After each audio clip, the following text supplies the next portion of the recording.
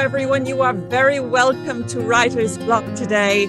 My name is Miriam O'Gara, and my guest, all the way from the United States, from California, I think you're in Los Angeles at the moment, aren't you?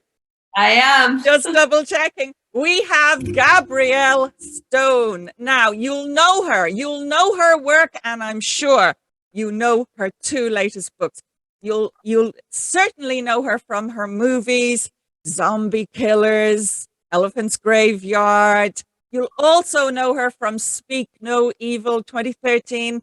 She has made her directorial debut, lately, 2017, an absolutely wonderful, wonderful piece, and she won loads of awards for it. We're going to talk about that too. But the main things that we want to talk about are her two, I would call them serial memoirs. I don't know what Gabrielle would call them. We'll find out now in just a second. But she is so talented. She is a dancer.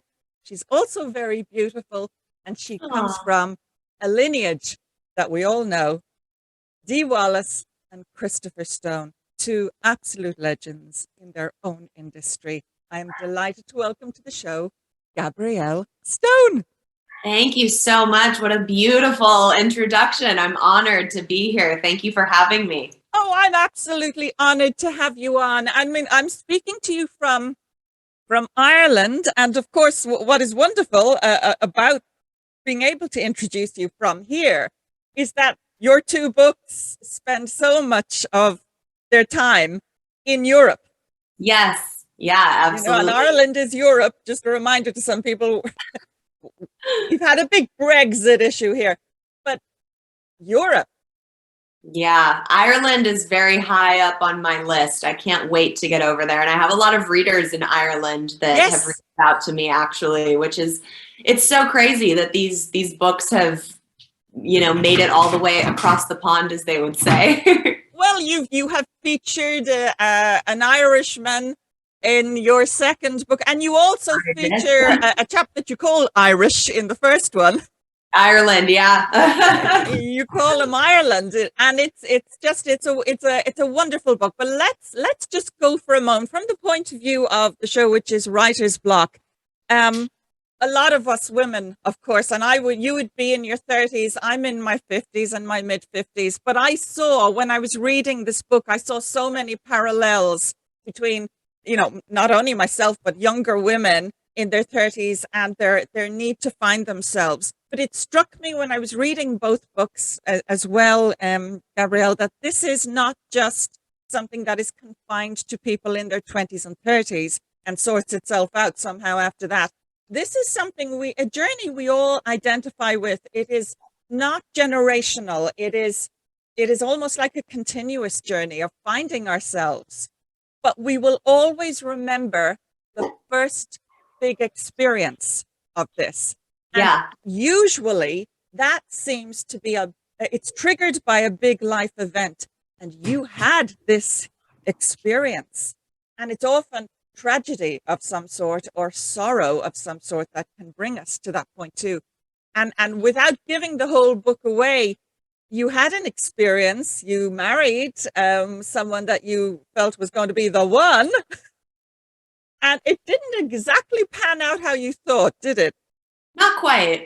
So I was married for almost 2 years, and I found out my husband was having an affair with a 19-year-old for 6 months. I filed for divorce and left. Shortly after that, I met a guy and fell, madly in love with each other and had this kind of whirlwind romance. And he convinced me to join him on a month-long trip to Italy. And we were blissfully in love, meeting each other's families and talking about our future, like very far in advance. And 48 hours before we were getting on the plane, he told me he needed to go by himself.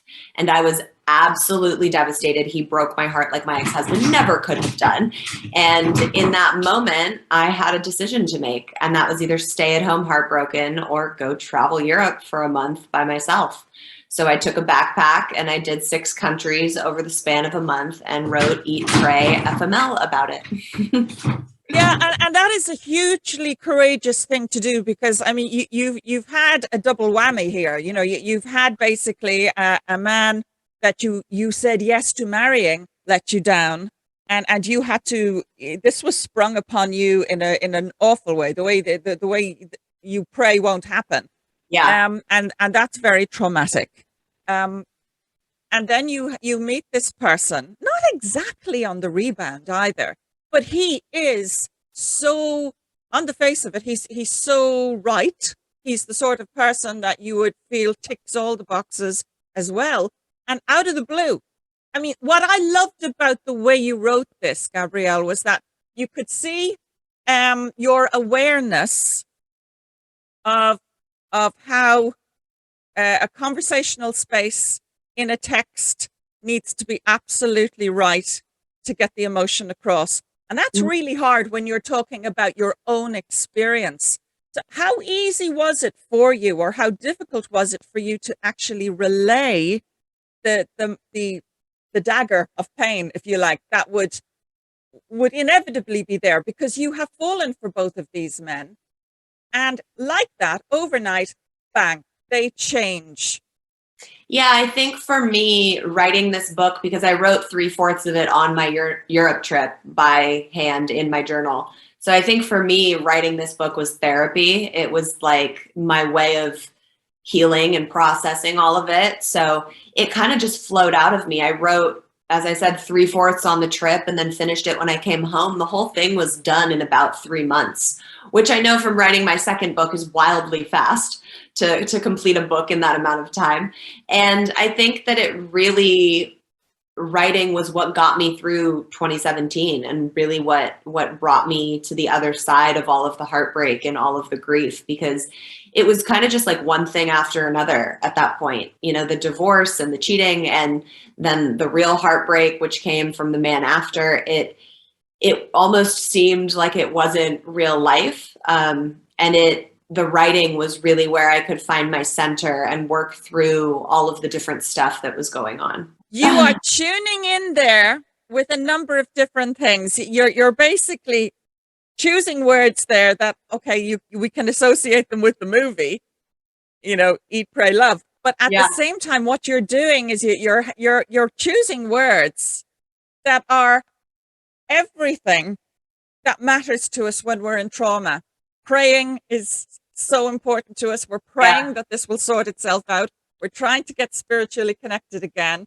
Yeah. We're not sure if we can eat, you know?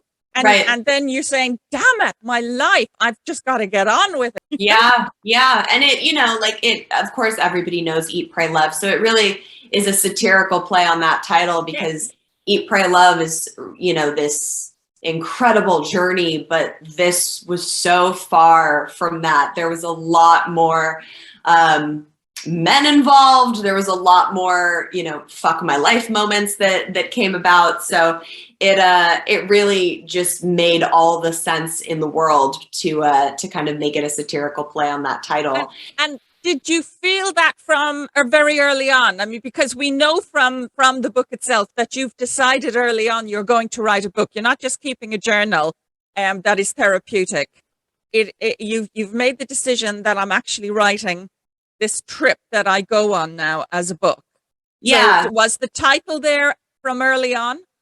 Yeah. So when I found out I was going on this trip alone, I went and had a conversation with the man that broke up with me, whose name is Javier.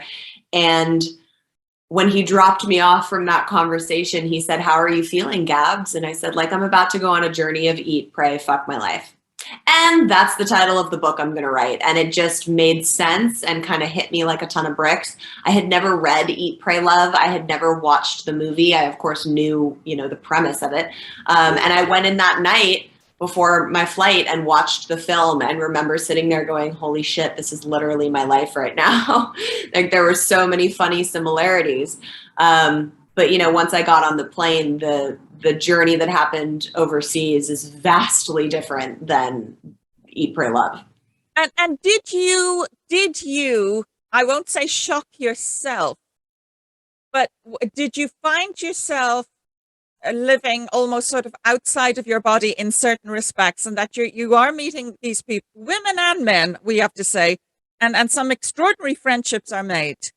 And yet you're on your own. You're taking risks. You're doing things, pushing the envelope, and really getting out there. But at the same time, you notice this pattern, and secretly you notice that this pattern is actually not that new.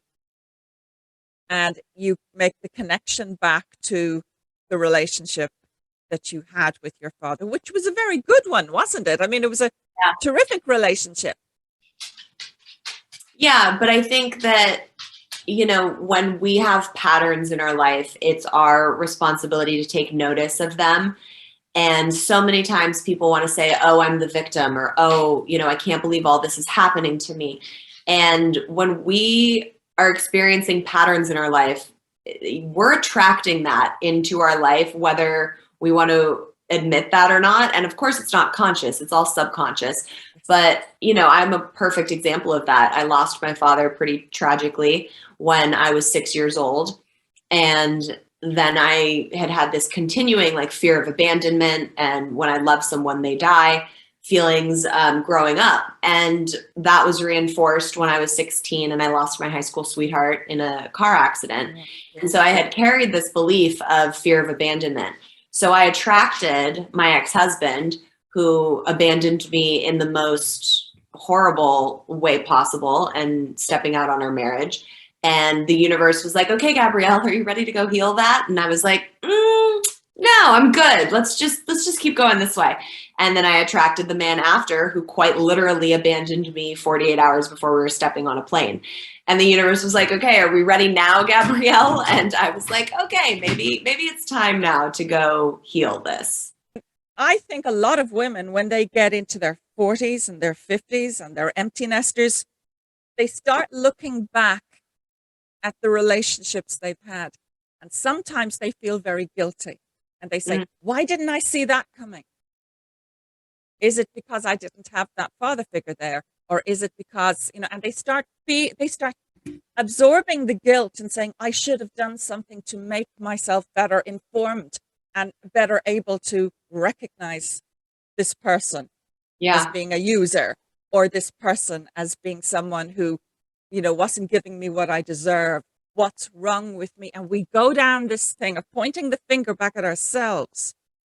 What I loved about your second book, and I just want to say that if anybody has read Eat, Pray, hashtag FML, I'm going to say the words, which is fuck my life. There's a lot of adult content there, but if you've read that, you are absolutely going to love her sequel to this. I just think it's a wonderful sequel, The Ridiculous Misadventures of a Single Girl. But it's full of wisdom, Gabrielle. And you answered those questions. And it said to me, you've got to another level as a writer as well. Yeah. Thank you. I appreciate that. It's so interesting because when I was pitching Eat, Pray, FML to publishing companies, some of them were like, oh, well, it's too racy, or we'd need to tone it down, or we should shorten it. And some were like, we don't think there's a big enough demographic for it, which is hysterical to me because it's like, what, all women everywhere and men. Like I have a very solid group of male readers once they get past the fact that there's, a girl drinking wine on the cover and there's some pink writing. But I have women that reach out to me in their 40s and their 50s, all the way up to in their 70s, because we've all gone through it, and heartbreak and grief is universal. So when I released the first one, I quite quickly found out that people were like, well, what happened after Europe? We need a follow-up. We need to know what was going on, and we need answers. So that's kind of how the sequel was born. And it's a direct sequel to the first one. So Eat, Pray, FML finishes when I get off the plane to come home to Europe, and the second one picks up when I walk into my house. Yes. Now, so your first one was published on June 19th, 2019. The second one came out in August 31st, I think it was 2021. Yes. So this is still really fairly hot off the press, you know. Yes. But it is wonderful because what I find about when you in the story, without giving too much away, when you have to take that moment to actually sit down with Javier and have the conversation that's been building to in the first book, and now you're having it in the second book. It is a very brave moment because I've chickened out of those moments. Oh, me too. Many times. I mean, many times in that book, I chickened out. And I remember when I released the sequel, I had a lot of fear that people were going to judge me. Because when I went back and read it for edit passes, I was like, God, I want to jump in and shake me right now. So I had a lot of fear around that one storyline of it. And so many people have reached out to me saying, you know, that's the part they connect with most because they've had that type of toxic dynamic in their life. Yeah. And another thing that you mentioned too is that when you've actually written something like this, it's not, okay, it's therapeutic, of course, but there's almost, when you've paid homage to those years of your life in this way, it's hard to feel guilty about them then, because by the time you reach the end of this, reviewing this part of your life, you realize, you know, it's had its place. Oh, and I'm such a big believer and walking example of everything happens for a reason. I mean, you can really look at the last, 5 years of my life and see a blueprint mapped out of like, of course she had to get cheated on and get divorced and fall in love and go on that trip. Cause like, look what it led to and look where she is now with all of the books and the podcast, and it all makes perfect sense.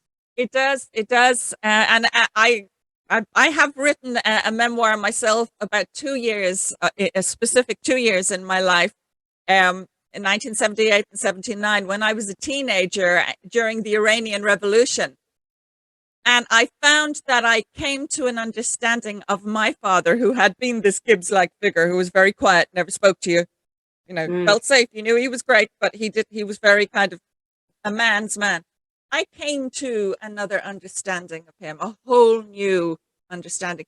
It is an actually genuinely very therapeutic thing to write the story of a difficult period in your life down. And I would recommend it to people, not necessarily to publish as a book, but to just write it down.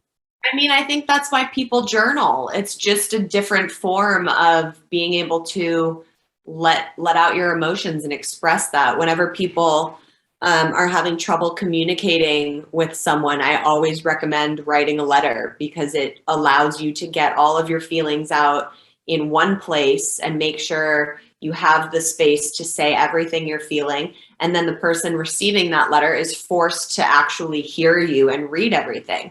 So I think writing is really can be an answer to so many different things that we as humans deal with.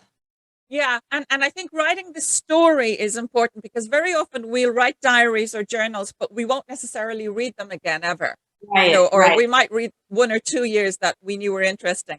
But you actually bring the story to life so wonderful. And just to say to viewers and listeners that, okay, of course, the books are out in hard copy, of course, but they are also available on Kindle. And Gabrielle herself she has read her audiobook. You're actually listening to her. And it's what you said also about that. You took the time in the second book to mention the experience of doing that for the first book.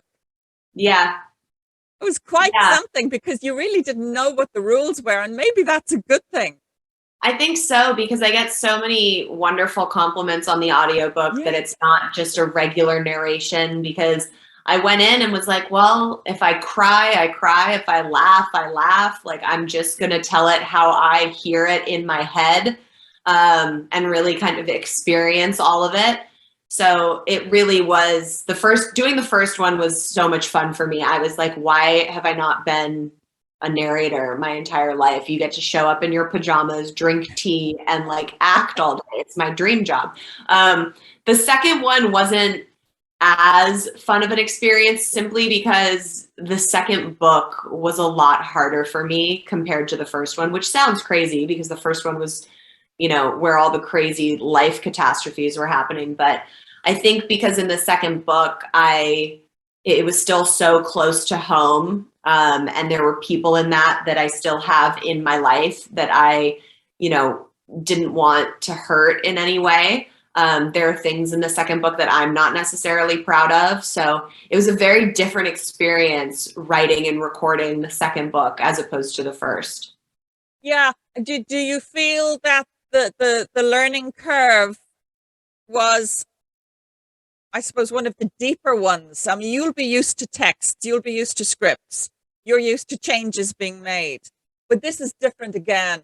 And it's you having to, for example, did you have to combine any characters into a single character, which was something I found I had to do because I couldn't get hold of them to check if something was all right. So I had to take two people and combine them into one person, which I didn't really want to do. That's an interesting question. I remember discussing with my editor on the second book if I was going to do that, simply because I, like many people, have a lot of very close, well, not a lot, but I have different best friends that are big parts of my life. And in the first one, I write about Jess, who is kind of with me virtually throughout a lot of the journey. And people have come to know her. So everyone that read the first book knows who she is. And in the second book, I had a different friend that was very instrumental on my second solo trip that I took. And I remember asking my editor, should I make that character Jess just so people already have a relationship with her? And I remember thinking about it, and I was like, every single thing I wrote in this book is accurate and as it happened. So at the end of the day, it just didn't feel right to combine characters. And there were definitely things I left out that weren't important to the story. And it was great because I knew that all of that this time could end up on the podcast. So I didn't feel as bad cutting stuff this time.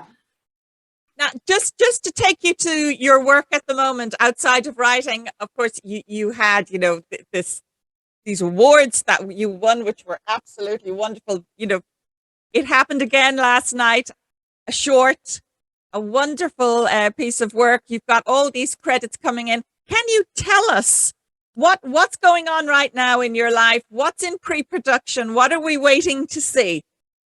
So like many people during the pandemic, our industry as far as acting really came to a halt. It's starting to pick up again now. But over those 2 years of 2020 and 2021, I really shifted from acting focus to author, podcast, producing more. So right now, I don't know. I'm still very open to acting. But right now, the opportunities are coming in so many other ways. I am signed on to direct a feature film this year, so I'm ready for that. That'd be wonderful. Yeah, so it's and we're pitching stuff, projects that I'm producing. So we'll see. It's a crazy time right now. It is, yeah. But hopefully it's going to be a really good 2022 and 2023. I'm feeling it will be for everyone. Yes, all good stuff. Just talk to us a moment now about the podcast. I was listening to the last couple of episodes there, and I was fascinated by the lady talking about dreams and astral travel. It was wonderful. Was it Elisa Donovan? Elisa Donovan, Elisa Donovan, that you had on, and you've had 67, 68 shows so far. Something around there, which is crazy because I remember in 2020, so many people had always said you should start a podcast. And I was like, so many people have a podcast. What am I going to talk about?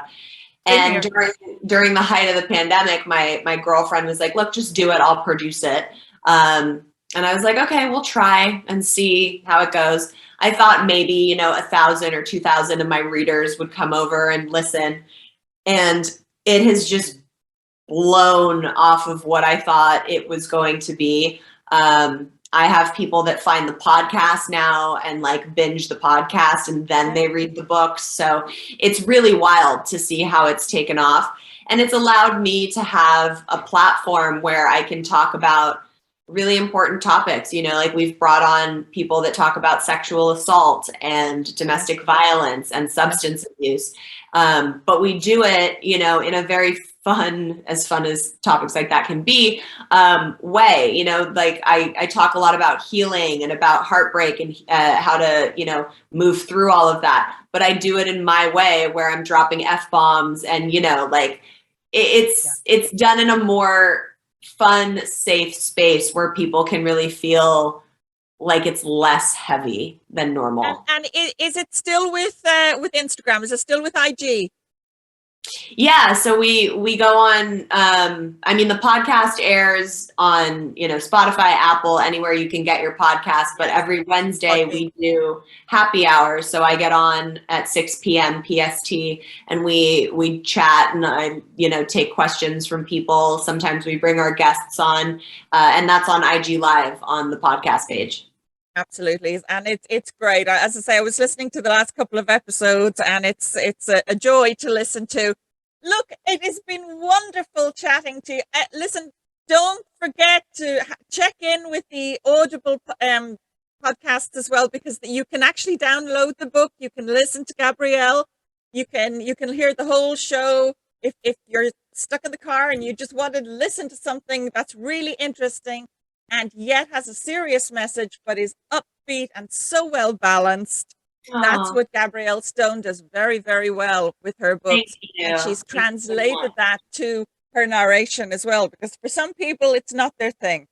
Yes. And you never know whether or not when you read a book or when you write a book and then go to narrate for it, sometimes you realize, oh, this book doesn't translate to narration the way I thought it would. And you know, it informs how you write afterwards. So, you know, I look forward to so many great things from you. I'm sure we'll have more serial biographies and memoirs from you. And they're really well done, folks. So please get on our website. Oh, your website is actually it's not GabrielleStone.com, is it? It's actually the website is eatprayfml.com, and that has, like, you can find everything there. But the books, the easiest way is to go onto your global Amazon site and then type in the book, and you should be able to get it shipped to no matter where you are. So eatprayfml.com. Don't go looking for GabrielleStone.com. It's not there that you'll find them. You'll find them on eatprayfml.com.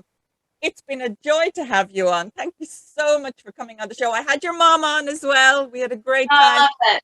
So, and she's there. There she is. There she is. Dee Wallace. Two episodes of the podcast. Oh, lovely. And you know, she seems like your best friend. You know, she seems as though she's, and this is what I used to find difficult too, because my mom was my best friend. So I always used to say, well, it's not as though I didn't have loads of love in my family. So why is it that I'm still kind of missing my dad's? But that's what happens. You know, one parent loves their way. And it makes the missing party's love all the more poignant. You still absolutely. Absolutely. So really a great book to read for anyone who's in that kind of situation. Have a look at both books. Eat, Pray. Fuck my life. I just have to say it. And also The Ridiculous Misadventures of a Single Girl. Absolutely wonderful work. We look forward to many, many more books from you. Keep in touch. Gabrielle Stone, everyone. Oh, amazing. Thank you so much for having me. I appreciate it. You're more than welcome. I'll see you all next week, folks. And bye. Good night.